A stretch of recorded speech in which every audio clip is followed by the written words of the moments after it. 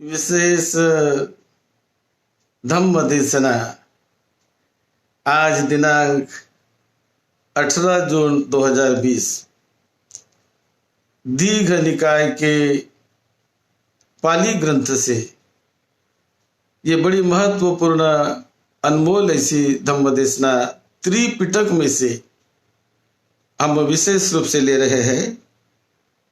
दीघ निकाय पाली इस ग्रंथ से महापरिनिर्वाण सूक्त का चौथा भाग।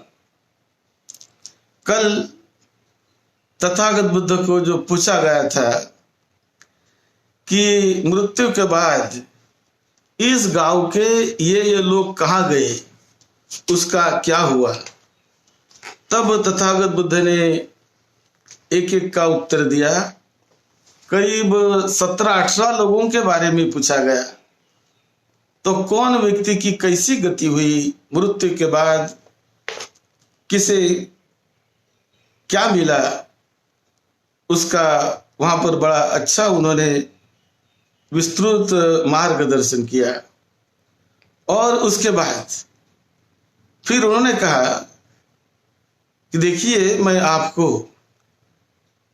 धम्मादास धम्म परियाया करके एक आईना देता हूं, एक मिरर देता हूं कि जिससे आपको दूसरे को पूछने की जरूरत नहीं पड़ेगी। आप स्वयं अपने भावी गति को जान सकते हैं कि मृत्यु के बाद मेरी गति क्या होगी, क्या मुझे मिलने वाला है, तो ये स्वयं जान सकते हैं। इसीलिए तथागत बुद्ध ने बड़ा महत्वपूर्ण ऐसा ये धम्मादास धम्म पर्याय करके एक आईना दिया, यानी एक मिरर ऑफ धम्मा, जिसे आईना कहो, मिरर कहो, शीशा कहो, तो वो तथागत बुद्ध ने दिया। और बुद्ध कहते हैं कि धम्मादास नाम धम्म पर्याय देशे सामी ये न सम्मन्नागतो अरिय सावको आकांक माना अत्तनाव अत्तानं व्याकरेय। यानी जो सद्धम्म के मार्ग पर जाने वाला व्यक्ति है वो अपने गति को जान सकता है। खीन निरयोमी खीन तिरच्छान योनि खीन पेत विषयो खीना पाय दुर्गति विनिपातो सोता पन्नोहमस्मि अविनिपात धमो नियतो संबोधि परायणो। कि मैंने तिरच्छान योनि यानी पशु योनि में मैं नहीं जाऊंगा, उसका दरवाजा पूरा मैंने बंद कर लिया। मैं किसी पेत योनि में नहीं जाऊंगा, उसका दरवाजा मैंने बंद कर दिया। किसी दुर्गति में मैं नहीं जाऊंगा, उसका दरवाजा मैंने बंद कर दिया। अभी मैं श्रोतापन्न बन गया हूं, तो श्रोतापन्न होने के बाद सारे जो बंधन है वो काट लिया है। मेरा जन्म होगा भी तो देवता लोक में जन्म होगा, मनुष्य लोक में होगा, लेकिन ये 3 दुर्गति के लोग हैं। इससे मैंने अपने आप को दूर कर लिया, काट लिया। तो ये बड़ी महत्व की बात है मनुष्य जीवन में कि हमेशा पता नहीं चलता कि मृत्यु के समय, मृत्यु के बाद क्या हो जाएगा। लेकिन जो सद्धम्म के रास्ते पर चलता है तो उन्हें गारंटी मिलती है, उन्हें पूरा एहसास होता है, पूरी सिक्योरिटी होती है कि किसी तरह तिरच्छान योनि में यानी पशु योनि में या दुर्गति की योनि में जो 3 लोग होते हैं दुर्गति के, उसमें मैं नहीं जाऊंगा, इसका पूरी तरह उन्हें एहसास हो जाता है। तो ये जीते जी उन्हें गारंटी मिलती है। और इसीलिए तो धम्म के रास्ते पर इसलिए चला जाता है, इसलिए चला जाना चाहिए क्योंकि हमारे हाथ में है हमारी अगली गति, कहां हम जाए, कहां अपने आप को ले जाए। वो दूसरे के किसी के हाथ में नहीं। कोई हमें दूसरा गति देने वाला नहीं है, कोई हमें दूसरा यहां से वहां ले जाने वाला नहीं है। वो हमारे अपने विचार, हमारे अपने मन की शुद्धता वो ऊंचे जगह ले जाती है। और अपने मन की विकृत भावना, अपने मन का गंदापन, अपने मन का कालापन वो हमें दुर्गति में ले जाता है। तो इसीलिए धम्म के रास्ते इसीलिए हमें चलना है कि मुझे मेरे मन को अंधकार में नहीं रखना है, मुझे मेरे मन को विकारों में नहीं रखना है। दो प्रकार के आदमी होते हैं, एक तो विकार को रखकर विकार में जीने वाले आदमी, ये एक प्रकार का। दूसरा आदमी विकार को धीरे धीरे धीरे धीरे कम करते करते प्रकाश में आने वाले आदमी, यानी विकार मुक्त होने वाले आदमी।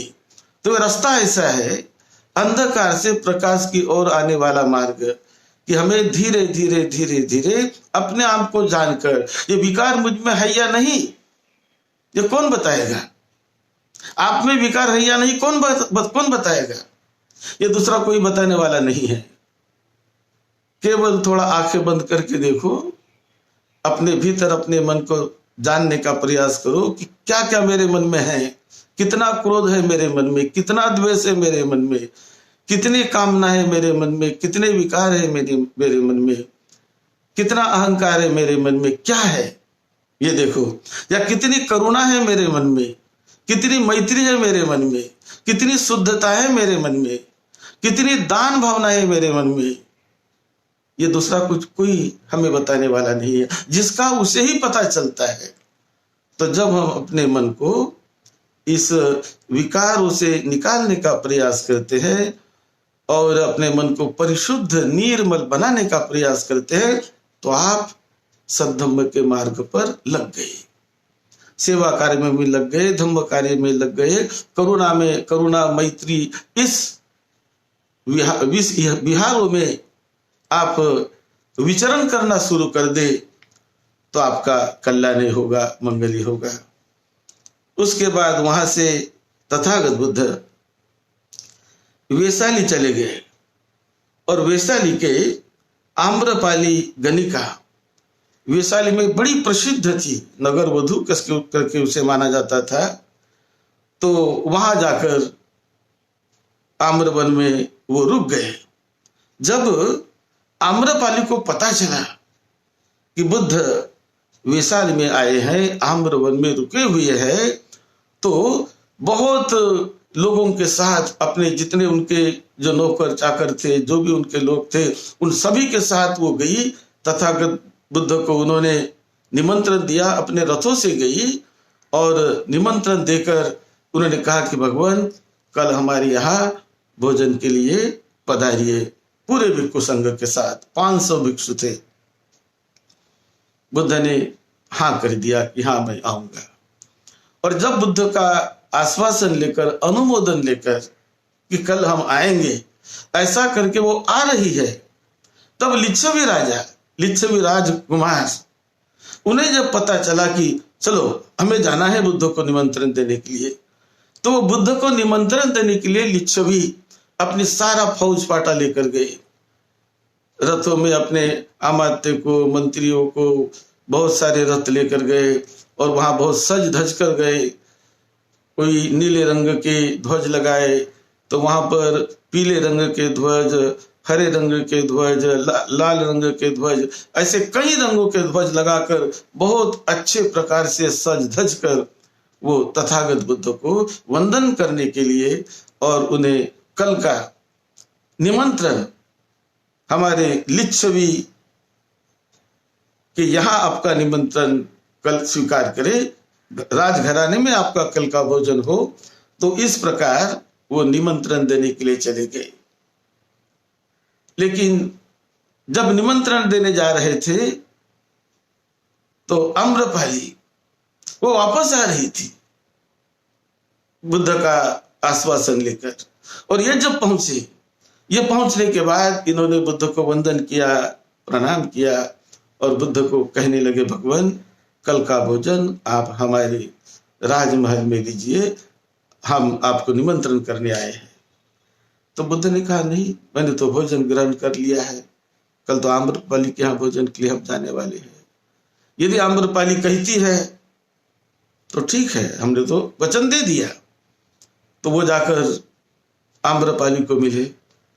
आम्रपाली को कहते हैं कि आप कल तथागत भगवान बुद्ध और भिक्षु संघ का भोजन हमारे यहाँ हो जाए, इसलिए आप वो अपना भोजन कैंसिल करें, रद्द करें। और उसके लिए हम आपको 1,00,000 सुवर्ण मुद्रा देते हैं। आम्रपाली ने कहा नहीं, 1,00,000 सुवर्ण मुद्रा नहीं, यदि आप इस लिच्छवी का एक राज्य भी मुझे दे देंगे तो भी मैं निमंत्रण आपको देने वाली नहीं हूं। देखो भोजन दान का कितना महत्व होता है। तथागत बुद्ध को निमंत्रण करने का, अरहतों को निमंत्रण करने का, उन्हें दान देने का मौका, उसकी लाखों में कीमत नहीं होती, कीमत नहीं कर सकते उसकी। तो आम्रपाली को विनंती करने लगे, आम्रपाली दे दो हमें कल का निमंत्रण की अवधि हमें दे दो। तो उन्होंने कहा मैं नहीं देने वाली। तो उन्होंने नहीं दिया। आप अपना राज्य भी मुझे दे देंगे तो भी मैं ये निमंत्रण नहीं दूंगी, ऐसा वो कहती है उनको। वो हार गए, वो कहते हम तो हार गए, इसने हमको जीत लिया। उसके बाद आम्रपाली ने उस रात सारी व्यवस्था की भोजन की, और दूसरे दिन सुबह तथागत बुद्ध को और भिक्षु संघ को निमंत्रण देने के लिए वो गई, अपने नौकरों को भेजा, और फिर तथागत बुद्ध वहां आते हैं। वह प्रणीत बड़ा अच्छा भोजन बनाकर सारे भिक्षु संघ को उन्होंने परोसा, और बहुत श्रद्धा भावना से उन्होंने उनका आम्रवन, आम्रपाली का जो आम्रवन था वैशाली में, वो उन्होंने भिक्षु संघ को दान दे दिया। वहां विहार बनवाया उसने और भिक्षु संघ को दान दे दिया। तो ये बड़ा पुनीत कार्य उनके हाथ से हुआ, आम्रपाली के हाथ से। और उसके बाद तथागत बुद्ध फिर दूसरी जगह वहां से चले गए। बुद्ध वहां से वेणु ग्राम जाते हैं, और फिर वेणु ग्राम जाकर बुद्ध वहां वेणु ग्राम में रहने लगे वर्षावास के निमित्त। तो वर्षावास के निमित्त रहते समय कुछ दिनों के बाद, कुछ हफ्तों के बाद उनकी ऐसी तबीयत वहां पर बिगड़ गई, ये वेणु ग्राम में। उनको एकदम पेट में दर्द सा होने लगा, बड़ी दुखद वेदनाएं होने लगी। और फिर आनंद को कहते हैं, बताते हैं कि आनंद ऐसा ऐसा मुझे हो रहा है, दर्द हो रहा है पेट में। इस प्रकार का उन्होंने आनंद को बताया, और अपने बुद्ध बल से उन्होंने सारे वेदनाओं को उन्होंने जीतने का पूरी तरह प्रयास किया। और ये प्रयास करते समय उन्होंने बड़ा अच्छा एक महत्वपूर्ण ऐसा उपदेश वहां पर तथागत बुद्ध ने दिया कि वो उपदेश बहुत प्रसिद्ध है, बड़ा कल्याणकारी है। और वो उपदेश जो तथागत बुद्ध वहां पर देते हैं, हम ओरिजिनल उस सुत्त पिटक के ग्रंथ से ही हम पढ़ के बताएंगे। तो उन्होंने वहां पर जो उपदेश दिया कि आप अत्त दीप भव विहरथ, आप अत्त दीप भव करके विहरण करो, विचरण करना सीखो। तस्मात् आनंद अत्त दीपा विहरत अत्त शरणा अनन्य शरणा, धम्म दीपा धम्म शरणा अनन्य शरणा, कथं चानंद भिक्खु अत्त दीपो विहरति अत्त शरणो अनन्य शरणो, धम्म दीपो धम्म शरणो अनन्य शरणो। ये बड़ा महत्वपूर्ण उपदेश है कि जिसे अत्त दीप भव कहते हैं हम। तो बहुत बार लोग कभी कभी गलत भी उसका अर्थ निकालते हैं। अत्त दीप भव का मतलब अपने में प्रकाश निर्माण करो, स्वयं प्रकाशित हो जाओ, वो भी एक अर्थ है। लेकिन इसका सही अर्थ जो तथागत बुद्ध ने बताया, अत्त दीप भव यानी अपने आप के लिए अपने मृत्यु के पहले एक दीप तैयार करो। दीप यानी island, make an island unto yourself. ऐसा आइलैंड बनाओ, ऐसा दीप बनाओ। जैसे महासमुद्र होता है, महासागर होता है, और महासागर में बीच बीच में कहीं पर एक द्वीप होता है, आइलैंड होता है। तो सागर में कितनी भी तूफान आने दो, वो आइलैंड पानी से ऊंचा होने के कारण, वो द्वीप होने के कारण उसे द्वीप कहते हैं। तो द्वीप होने के कारण पानी वहां तक पहुंच नहीं सकता। कितने भी तूफान आ जाए समुद्र में, लेकिन वो द्वीप को, आइलैंड को समुद्र डुबा नहीं सकता, क्योंकि वो आइलैंड है। इसी प्रकार तथागत बुद्ध कहते हैं कि देखो, बुद्धिमान आदमी ने, धार्मिक आदमी ने, सिलवान श्रद्धावान आदमी ने अपने लिए मृत्यु के पहले एक द्वीप बनाने का प्रयास करो, आइलैंड बनाने का प्रयास करो, कि जिससे इस संसार में आने वाले कितने भी तूफान, कितनी भी उतार चढ़ाव आएंगे, वो तो आते रहेंगे, जीवन का नियम है। लेकिन ऐसा आप द्वीप बनाओ, वहां पर ऐसे चढ़ जाओ कि कोई आपको वहां से हिला नहीं सकेगा, कोई आपको वहां से परेशान नहीं करेगा वहां, और आप सुरक्षित रह जाओगे। तो वो द्वीप किसे कहते हैं? फिर बुद्ध ने समझा के बताया कौन सा द्वीप है वो, कि जो हमें सुरक्षित रखता है। कौन सा द्वीप है? इदानंद भिक्खु काये कायानुपस्सी विहरति आतापि संप्रजानो सतीमा विनय्य लोके अभिज्जातो मनस्संग वेदनासु वेदनानुपस्सी विहरति आतापि संप्रजानो सतीमा विनय्य लोके अभिज्जातो मनस्संग चित्ते चित्तानुपस्सी विहरति आतापि संप्रजानो सतीमा विनय्य लोके अभिज्जातो मनस्संग धम्मेषु धम्मानुपस्सी विहरति आतापि संपजानो सतीमा विनय लोके अभिज्जा दो मनसंग एवं को आनंद भिक्खु अत्त दीपो विहरति अत्त शरणो अनन्य शरणो धम्म दीपो धम्म शरणो अनन्य शरणो। यानी किसे कहते हैं अत्त दीप? के अपने वेदना के प्रति जागरूक रह के वेदनानुपश्यन का अभ्यास करना सीखो, कायानुपश्यन का अभ्यास करना सीखो। कायानुपश्यना, वेदनानुपश्यना, चित्तानुपश्यना, धम्मानुपश्यना, ये अभ्यास करते करते आप आंतरिक रूप से, आध्यात्मिक रूप से ऐसा द्वीप बना लेते हो कि वो आपको सारे दुर्गतियों से, सारे दुखों से, कष्टों से बचाता है। वो आपको वर्तमान जीवन में ही मुक्त करता है, निर्वाण का साक्षात्कार कराता है। यदि नहीं निर्वाण का साक्षात्कार वर्तमान में हुआ तो अच्छी गति आपको मिलती है, उच्च प्रकार की योनि, या तो देवता लोक में भी जन्म हो सकता है या मनुष्य लोक में जन्म हो सकता है। नीचे की जो 3 प्रकार की जो गति है वो पूरी तरह कट ऑफ हो जाती है, वहां जाने का मतलब रास्ता ही उन्होंने बंद कर दिया। तो यही जो आश्वासन है, ये जो सिक्योरिटी है, ये कितनी बड़ी सिक्योरिटी। हम यदि जाग जाए, जागरूक हो जाए और धम्म को जानने लगे, धम्म कोई बाहर नहीं है, धम्म का साक्षात्कार, धम्म का दर्शन हमारे अपने ही शरीर में, हमारे अपने ही इस काया में करने का रास्ता, अनोखा रास्ता तथागत बुद्ध ने बताया कि आप किसी दूसरों को शरण जाने की जरूरत नहीं। कोई तुम्हें सुगति देने वाला नहीं है, तुम्हें सुगति देने वाला तुम्हारा अपना ही चित्त है, अपना ही मन है। तो ये मन में वो शक्ति होती है, क्योंकि जो गति दुर्गति मिलती है वो शरीर को नहीं, वो मिलती है चित्त को।